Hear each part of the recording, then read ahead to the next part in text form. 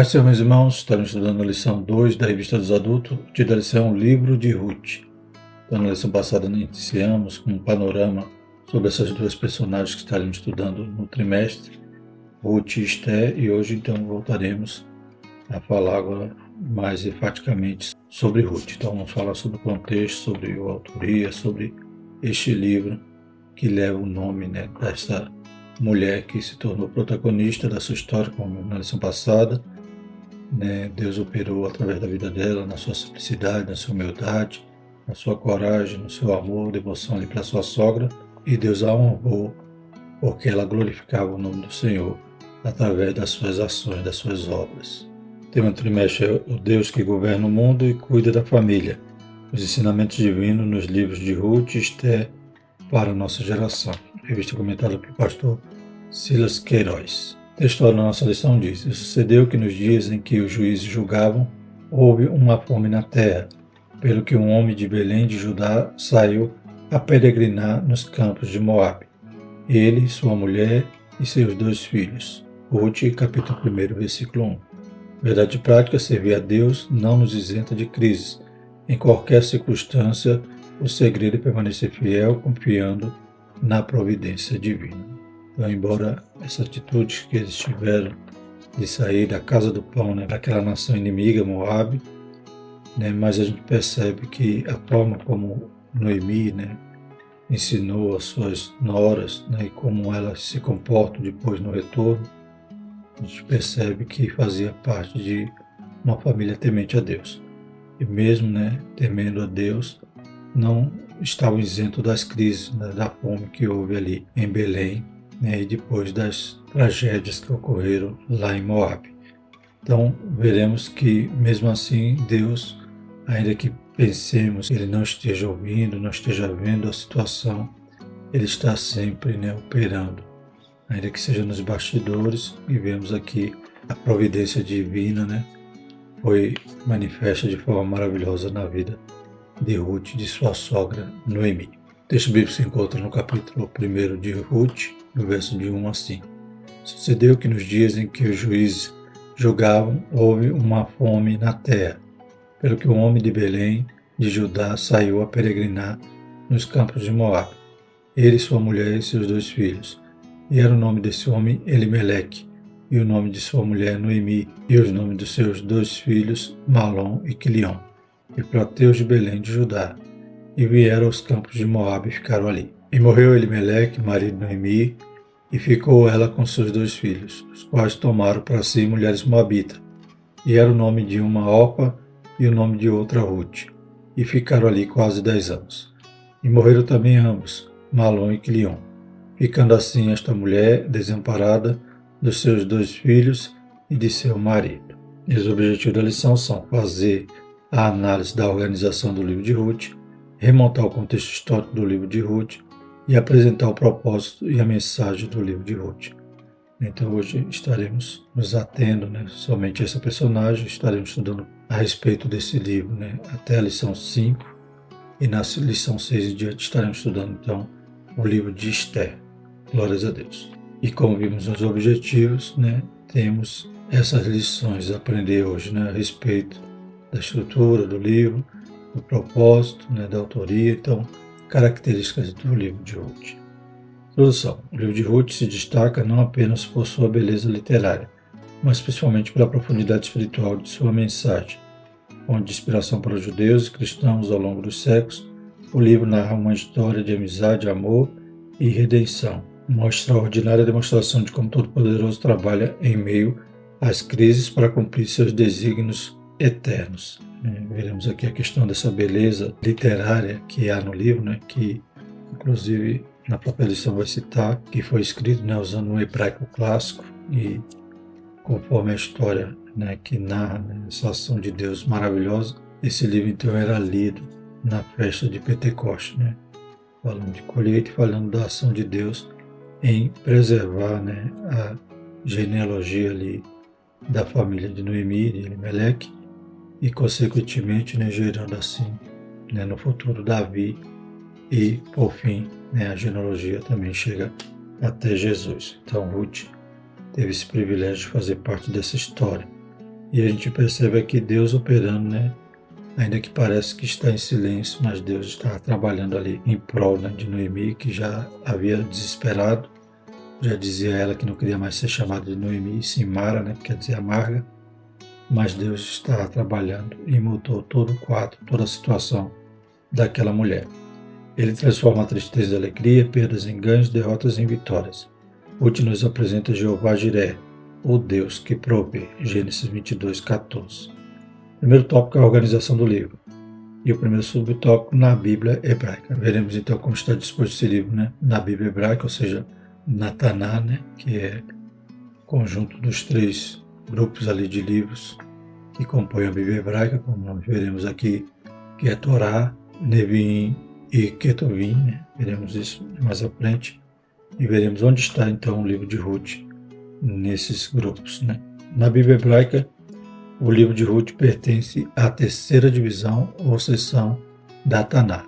A Bíblia hebraica que é composta apenas dos livros do Antigo Testamento da Bíblia cristã, né? Então, os judeus, como eles ainda aguardam o Messias, né? Eles não têm o Novo Testamento, não creem no Novo Testamento, só no Antigo Testamento. É a composição da sua Bíblia que é igual, né? Nós temos os mesmos livros, embora na Bíblia hebraica esteja disposto em 24 livros, nós temos no nosso Antigo Testamento 39. Por que tem essa diferença de quantidade? Porque na Bíblia hebraica, os profetas menores é um livro só, e também Samuel, né, um livro só, Reis, um livro só, Crônicas, e Neemias e Esdras também é um livro só. Então, estão agrupados de forma diferente, formando 24 livros, em contraponto que no Antigo Testamento nosso há os 39, porque há essa divisão diferenciada. Então, essa terceira seção é chamada de Ketuvim, né? Então, o livro de Ruth se encontra nessa terceira divisão, ou seção, chamada Ketuvim, ou escritos, né?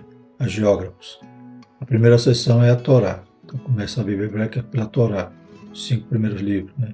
Gênesis, Êxodo, Levítico, Deuteronômio e Números, que é o Pentateuco. Então, a Torá é um grupo, depois o outro grupo é o Neviim, que são os profetas, e por fim, Ketuvim, que são os escritos. Ruth está, então, nesse terceiro grupo de livros da Bíblia hebraica. Dentro dos escritos, que são 11 livros, estão os Megilot, 5 rolos, né? Então, Ruth também, dentro desse terceiro grupo, ela se encontra nesse subgrupo chamado 5 rolos, né? 5 livros. Então, Ruth faz parte desses 5, que são livros curtos lidos publicamente nas festas judaicas anuais. Cântico dos Cânticos, né, o Cantares, Ruth, Lamentações, Eclesiastes e Esté. Em função de narrar fatos ocorridos durante a colheita, a leitura litúrgica de Ruth era tradicionalmente feita durante Shavuot, Pentecoste, a festa da colheita. Então, Ruth é lida, né, normalmente nesta festa. E a gente percebe também que a Bíblia hebraica é igual ao nosso Antigo Testamento da Bíblia evangélica, né? Então não tem aqueles livros apócrifos que foram inseridos na Bíblia católica.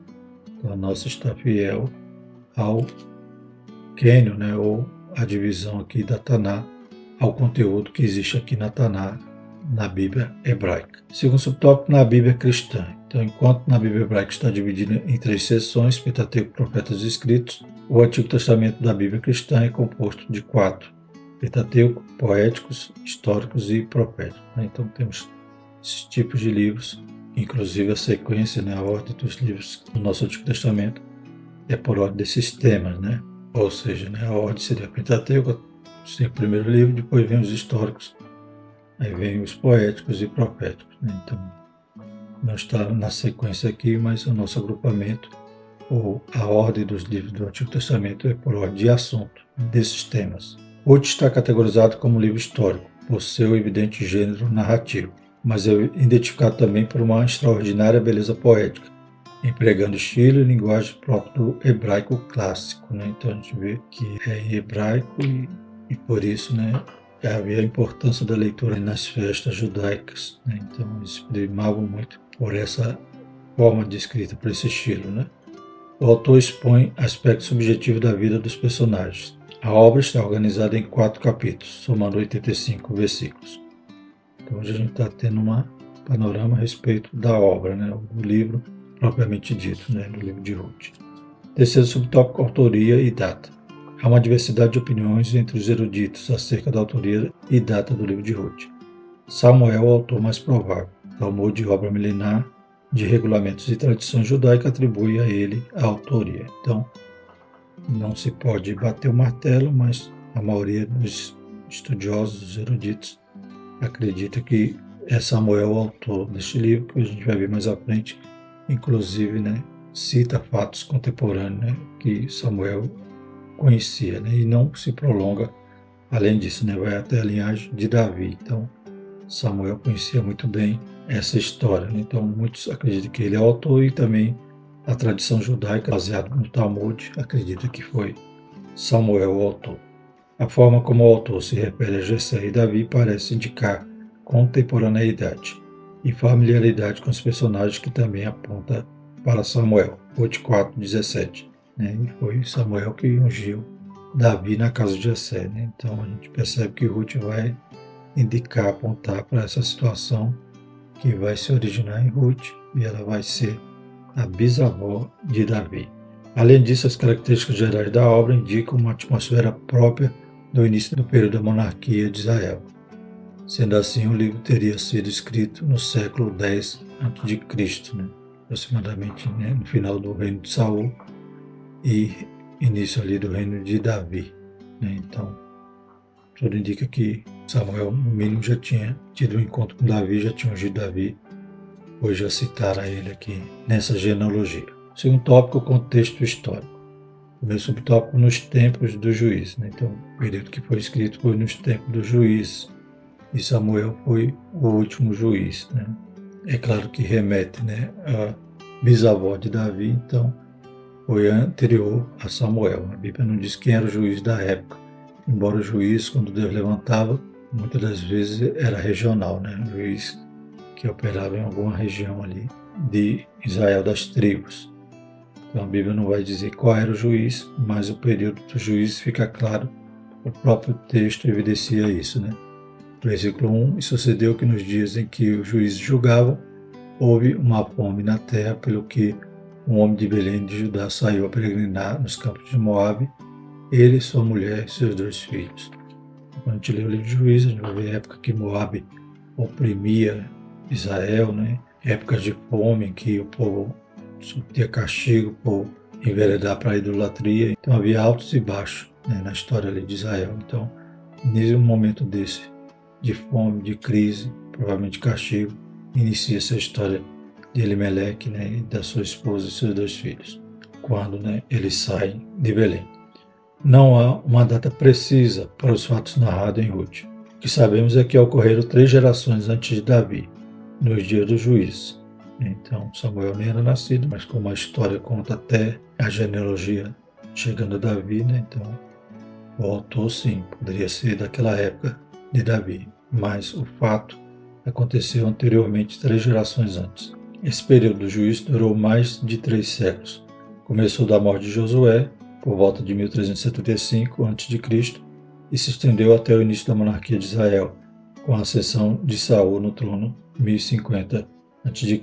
Foi marcado por uma grande anarquia e uma profunda apostasia e infidelidade do povo hebreu. Juízes 1, 7 e 19.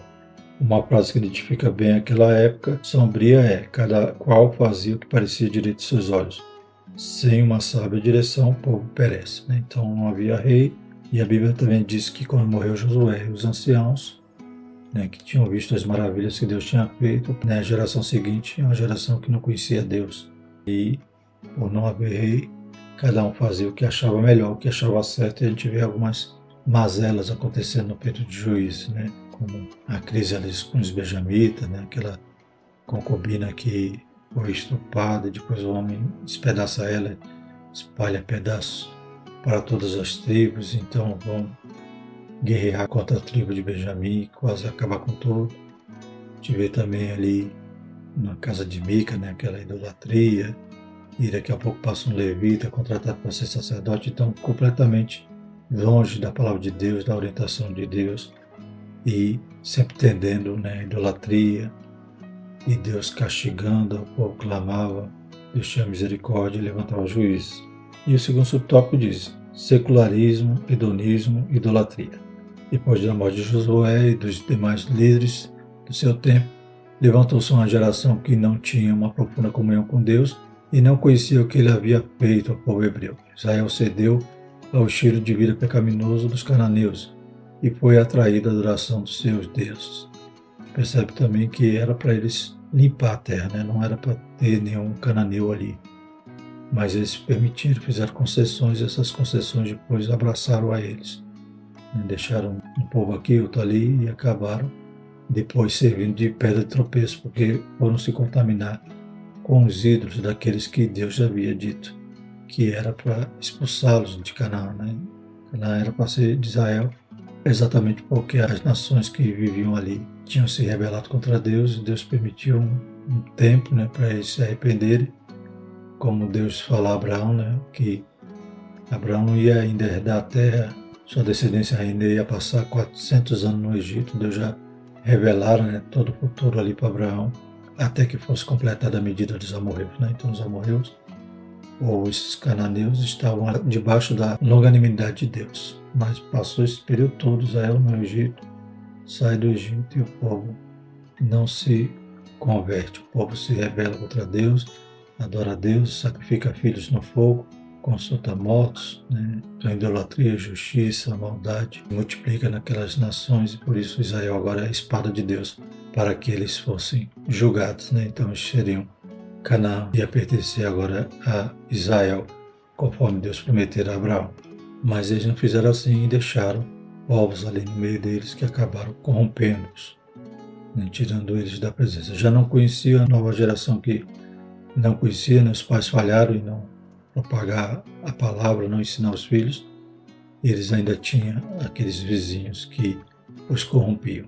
Então Israel cedeu o estilo de vida pecaminoso dos cananeus e foi atraído à adoração dos seus deuses. Juízes 2, 7 a 13 e 3, de 5 a 7. Secularismo e hedonismo sempre levam a grandes tragédias morais e espirituais. Pervertir o culto a Baal, o deus da chuva, né, o deus da fertilidade, e Astarote, a deusa do sexo e da guerra, passou a ser praticado pela nação hebreia, em um degradante nível de imoralidade e idolatria. Então, além da idolatria, esses cultos eram regidos, né, a orgia, a prostituição cultural e até sacrifício de crianças. Então, tudo isso que Deus abominou daquelas nações de Israel, agora estava repetindo. A falta de uma liderança espiritualmente madura e temente a Deus causa prejuízos incalculáveis ao povo. No reino de Deus, não basta ter carisma para libertar, é preciso ter caráter aprovado. 1 Timóteo 3, 2 a 13, 2 Timóteo 2, 15, Tito 2, 7 a 8. É assim que Deus orientou aos pastores ali, né, por intermédio de Paulo, a formar uma liderança santa, uma liderança irrepreensível. Né? Que Deus nos ajude para que sejamos assim também, para que possamos liderar e conduzir o povo para a liberdade em Cristo. Glórias a Deus. Terceiro subtópico: opressão, clamor e livramento. A apostasia tornou Israel preso a passo de seus inimigos, que atacavam e saqueavam suas cidades e terras e mantinham o povo sob domínio opressor por longos períodos. Temos várias referências: Juízes capítulo 3, de 7 a 9, 12 a 14, capítulo 4, de 1 a 3 e o capítulo 6, de 1 a 6. Afligida a nação, clamava a Deus, e o Senhor levantava juízes para libertar o seu povo. Esses juízes, hebreu, sopentim, não eram magistrados civis, como o que conhecemos hoje, que julgam com fóruns e tribunais. Eram libertadores, geralmente líderes militares como Otiniel, Baraque, Gideão. Então, juízes aqui não quer dizer que eles eram magistrados, mas sim guerreiros, né? Líderes militares, poderosamente usados por Deus para julgar a causa de Israel, livrando dos seus opressores. Apesar dos repetidos ciclos de fidelidade da nação, né? Era algo repetitivo, né?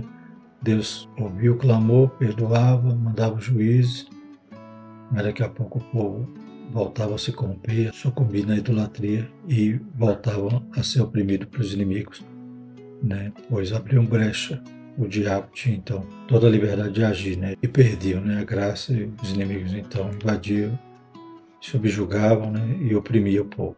O Senhor é longânimo e cheio de misericórdia, Salmo 103:8, Joel 2:13, Romanos 2,4, Lamentações 3,22. Ele ouve o que a ele clama, Jeremias 29, 12 e 13. Então, Deus é misericordioso mesmo, falhando, né? Os judeus, quando clamava, Deus ainda tinha misericórdia, ouvia isso por várias vezes, porque Deus é longânimo. Né? Claro que uma hora a paciência de Deus, né, tem um limite. Né? A medida dos amorreus chegou, a medida dos judeus também chegou, né, no final ali do período monárquico, que se encerrou com o cativeiro. Né? Eles também tiveram que sair dali daquela terra por causa dos seus pecados, por causa da sua idolatria e injustiça. Mas Deus ainda ouviu o clamor de novo, e o cativeiro durou apenas 70 anos. Então, enquanto eles estavam ali, estavam nesse ciclo vicioso, né? E pedir perdão, Deus perdoar, daqui a pouco eles voltavam a praticar os mesmos pecados. Por isso que Lamentações diz, né? As misericórdias do Senhor são as causas de não sermos consumidos, né? Isso até hoje, né? Ai de nós, se Deus não fosse misericordioso, já teríamos perecido. Terceiro tópico, propósito e mensagem. Primeiro subtópico, o cetro de Judá. Vários propósitos são atribuídos ao livro de Ruth. O principal e mais evidente deles é apresentar Davi como descendente de Judá, a tribo real da qual viria o Messias. O leão da tribo de Judá, a raiz de Davi. Está lá em Apocalipse 5,5, né? Cumprimento dessa promessa, demonstrando que Jesus era esse rei, né? Que surgiria da tribo de Judá. Também Ruth 4, 18 a 22.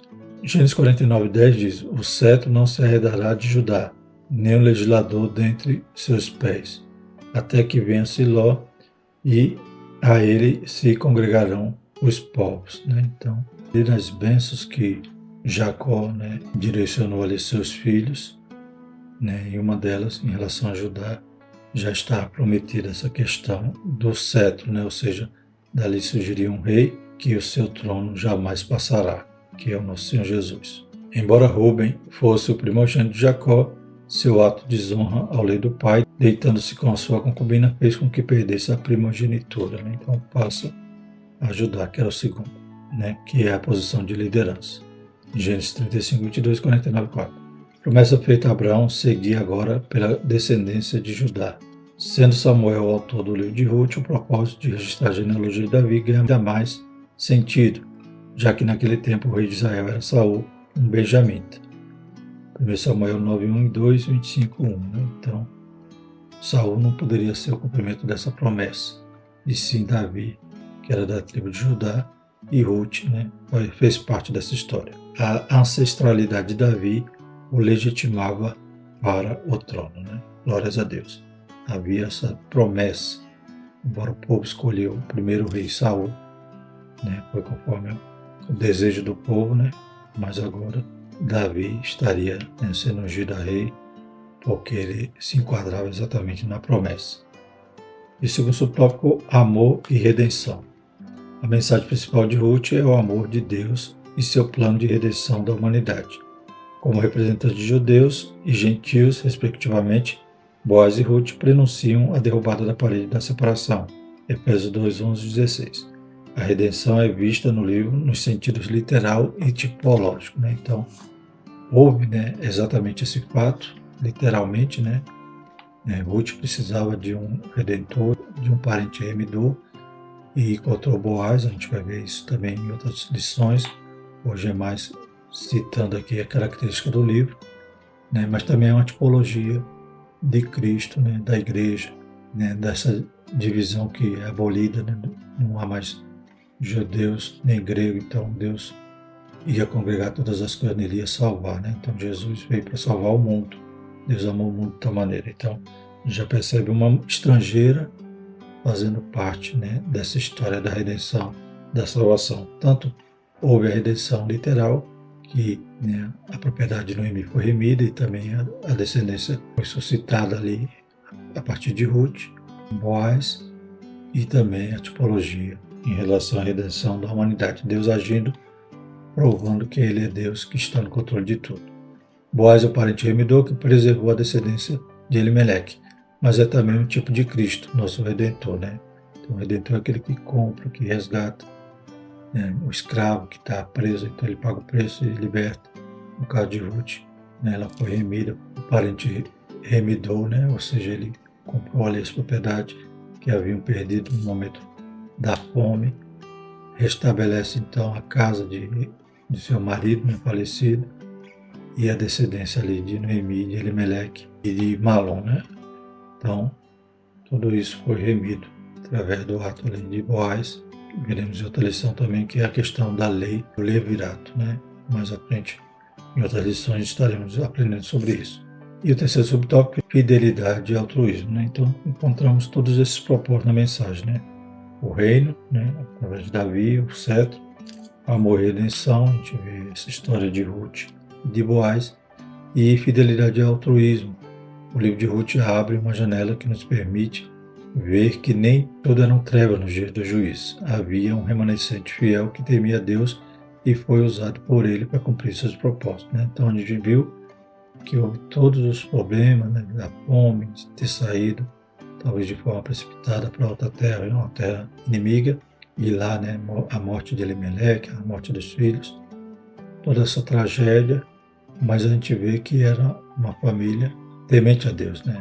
Noemi imprime valores de sua religião em Ruth, né? Ela abandona os seus ídolos, se rende, né, ao Deus de Israel e obedece, né, todas as regras que Noemi ensinava a ela, e com isso ela honrou, né, a sua sogra, foi uma viúva honrada e acabou Deus, portanto, recompensando. Então essa família fazia parte desse remanescente, porque nos dias de juízo era terrível, né?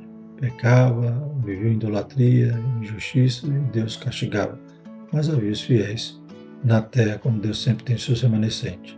Em um mundo de crescente iniquidade, o justo vive pela fé. Abacuque 2,4 e Mateus 24, 12 e 13. Outra eloquente mensagem do livro é o valor do altruísmo, em que predominava o egoísmo, né? Então, enquanto o povo estava nesse egoísmo, no pecado, né, a gente vê altruísmo da parte ali de Ruth. Nos dias do juízo, a maioria vivia segundo seus próprios padrões e interesses. Juízes 21, 25. Noemi e Ruth destoaram dessa máxima individualista. Sogra e nora não pensavam em si mesmo. O amor não é egoísta. 1 Coríntios 13, 15. Então, é mais um propósito da mensagem, mostrar o amor que Ruth e Noemi nutriam uma pela outra, né? A ponto de Ruth acompanhar Noemi para cuidar dela. Quem ia trabalhar, quem ia cuidar de sua sogra, né? Quem ia tomar o papel de uma filha, né? Foi como as próprias mulheres depois vão dizer que Ruth era melhor do que 7 filhos para Noemi. Concluindo, o livro de Ruth nos ensina que, a despeito da incredulidade e dos pecados do homem, Deus sempre trabalha para cumprir os seus desígnios. Sem violar o princípio do livre-arbítrio humano, o Todo-Poderoso conduz a história e executa seu plano eterno de redenção. O livro também nos mostra como a fidelidade de Deus se aplica às circunstâncias comuns da vida. Em tudo ele é fiel. Em todo tempo Deus é bom, né? E Deus é bom em todo o tempo. E ele cuidou de maneira maravilhosa daquela família, né? Mesmo depois de tanta tragédia, Deus transformou a luta em vitória. Glórias a Deus. A próxima lição, Ruth e Noemi entrelaçadas pelo amor. Então vamos enfatizar essa última parte que estudamos hoje, questão da fidelidade e altruísmo. Amém? Vamos orar e agradecer ao Senhor por mais uma lição. Santo Deus, te louvamos, Pai, te adoramos, Pai, pela Tua palavra, Pai, que nos revela como o Senhor é maravilhoso, como o Senhor cuida de cada detalhe da nossa vida, e ainda que nós não percebamos, o Senhor está agindo de maneira maravilhosa. Deus Santo, continua abençoando os Teus filhos, Pai, aleluia, escrevendo a sua história, Senhor Jesus. Que o Senhor possa continuar conduzindo e estando no controle de tudo em nossas vidas. Deus poderoso, abençoe os alunos da escola dominical, professores, pastores, todos aqueles que amam e participam desse grande ministério. Em nome de Jesus nós te agradecemos. Amém. Que a graça do nosso Senhor Jesus Cristo, o amor de Deus e a comunhão do Espírito Santo permaneça sobre nós, hoje e sempre. Amém.